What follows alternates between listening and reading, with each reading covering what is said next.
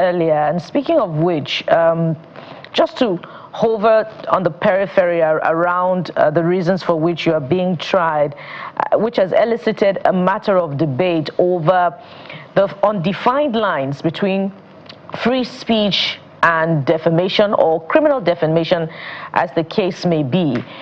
So what are your thoughts on this undefined area around both issues, especially in our democracy, and how it bothers on the health of the civic space? I'm not being tried for any definition or any bloodlines between free speech and criminal defamation. I am being punished by people in power for standing up for my right and standing up for the rights of other people. It didn't start today. We have a historical issue. They have a historical anger against me. It's an issue between me and the ruling class in Nigeria that have been destroying the country, that have stood in their way, in the way they do corruption, in the way they carry out impunity. Our security agencies and their leaders, those are the people that are fighting me. Forget about, what they tell you is the reason they arrest me. What was the reason they gave for seizing my NYC certificate? That I discussed politics in 1996 when the military was in power. What was the reason I was expelled from the university? Because I participated in protests, and twice in those protests, I was expelled from the University of Lagos. What was the reason for my detention, my 5 trials in 2025? Because I said the Inspector General of Police has outlived its usefulness and he should retire. So how is that? What does that have to do with free speech? It has nothing to do. We're talking about impunity.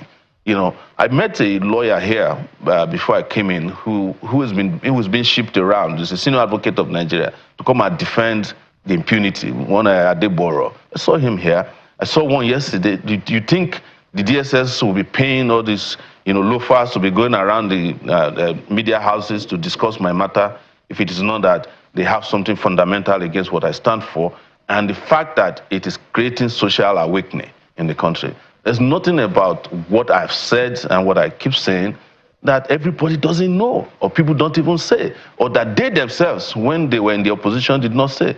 President Tinubu called people all kinds of names. Buhari called people all kinds of names. They called Jonathan all kinds of names in this country. But in my own case, I'm not just calling names. I have facts, and I'm presenting the facts. So I just want you to be clear that the reason why they keep arresting me and sending me to jail has nothing to do with free speech. So, Mr. Sowore, yes. At any rate, what is democracy if you can't freely speak your mind? All right, Mr. You can't freely associate and move around. Yeah, yes. I know you speak freely, but we must be cautious with language on calling people loafers on live TV.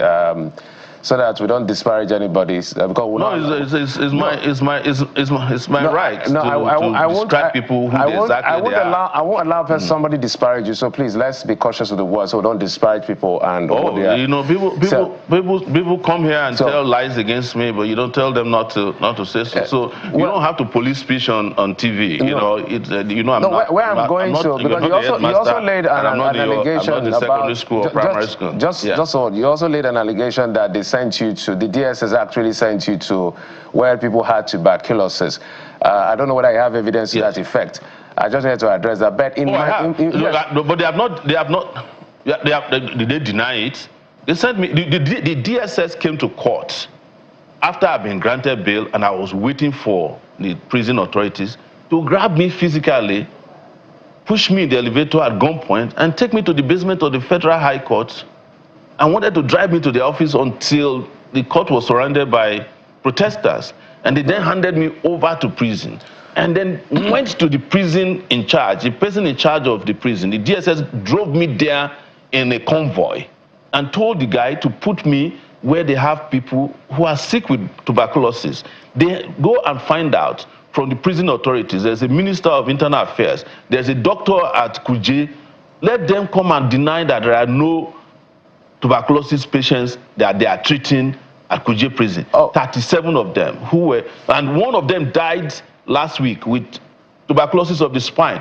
One of them is still there, dying as we speak. So why would I come out and lie about it? Has anybody denied it before you that there are no tuberculosis patients or that they are not part of the general population? My comments, or do they have them in isolation? Yes. Yeah, my comment was the fact that you said they would deliberately send you there, because I think you said they deliberately sent you there so you can come to the facility. Of course, I was told that they insisted that I be put in population where there are sick people. Okay. They will be able to. I be put in custodial 4, where there are 4 custodial groups there where they have mass populations. Mr. Sowore. And they put me in number 4, and there are 37 people with tuberculosis. In fact, there's a guy across from my bunk, across from the cell I was, who was coughing every night. All right, Mr. Sowore, let me throw in my question. I'm not making this up. Yes, let me throw in my question so that my colleague can come in, because I haven't asked a question. I just need to point some of the things you said. My question is, yes, the government will say, yes, you have fundamental rights as captured in Chapter 2 of the Constitution. There are so many rights, but there is limits. No right is absolute, because what you said, and we will not go to the substantive issue, it's not just that you called the president name, you called him a criminal, which they consider to be criminally liable, criminal liability in this sense, and I don't want to go because it's in court. So my question will be, if you become president of Nigeria, are you saying that anybody can say anything about a leader, president, no matter how criminally liable, and you're going to allow it under free speech? Just playing the devil's advocate. I'm not playing the devil's advocate. If I'm president of Nigeria, I will not have time. I mean, I have enough time to police speech. If I'm president of Nigeria and you call me any names, I won't listen to it, because it will be within your rights. And if I feel bad about it, I feel so bad about it, I'll take you to a civil court. But I will not be the president that people call me all kinds of names these days. You know it. You know, even people call me names when they get arrested, I go and bail them out. I'm totally for free speech. I'm totally for democracy. I'm for public participation in government. If you don't believe in democracy, don't contest as president of Nigeria. You have no business being in public office or being a public figure who benefit from public goodwill and ask your SSS to go and arrest somebody because they call you a name that belongs to you. That is the point. It's lack of priority, you know, but most importantly, it has nothing to do with calling him a criminal. They have been after me since I was 18 years old in this country, 1989. The military were after me. They have tried to kill me in this country. The DSS came to court in 2019 to abduct me in front of the judge ran away. Her wig was flying in the air. The Senate, led by Omoyele Sowore, investigated and found out the DSS was wrong. They cover up that audit, investigation, so that the DSS will not be in bad faith. I was abducted in this country. I've been shot at. I was shot with a riot gun in this country. So what was I saying when a police officer shot me? When my nose was broken, what was I doing? Was I not doing what is right? You know, participating in peaceful protest. So you are acting like you don't know these people, or you don't know me, or you don't know what the issue is by saying that, oh, it is about free speech. If you are president, would you go arrest? Why would the president go arrest somebody for speaking his mind about the president? For God's sake, you are the president, quote unquote, of Nigeria, whether I accept you or not. That is the seat you are occupying. Well, that means you have no work. Even the law under which they claim they brought me, it is the person.